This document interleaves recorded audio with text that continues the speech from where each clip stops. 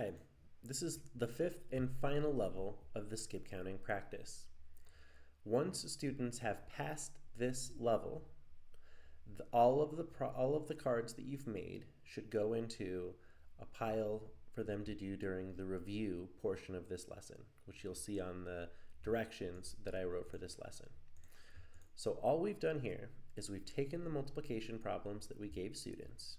They should have the multiplication problems on one side and the answer on the back, but instead of putting them in order, we've just mixed them up, shuffled them, and put them randomly.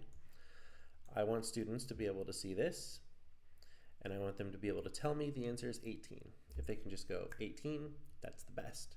If they need to count by twos, 2, 4, 6, 8, 10, 12, 14, 16, 18, that's okay.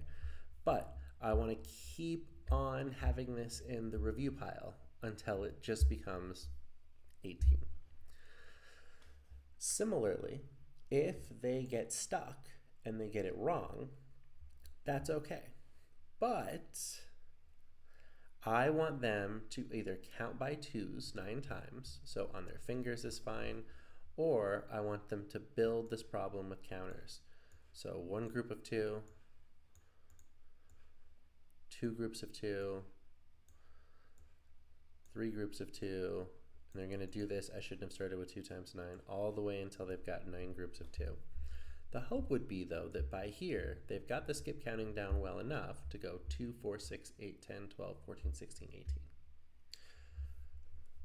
If they are still really struggling, and this is taking forever, and they're having to build it for each of the cards, go back a level and see if that helps. And if that doesn't help, go back a little bit more and cover up all of the cards and have them practice that skip counting again at level 3 with the cards covered to make sure that they have that.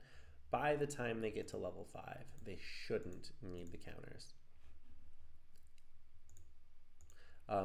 Wrong button.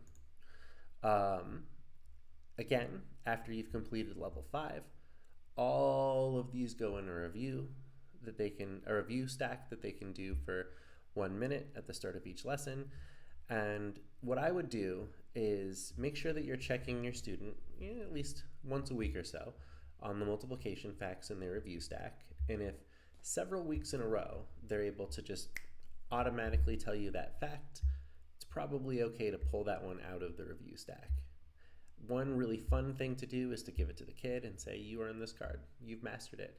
They can even have a little keychain that they put their cards on, however you want to do that, that's fun for you, and celebratory for the student.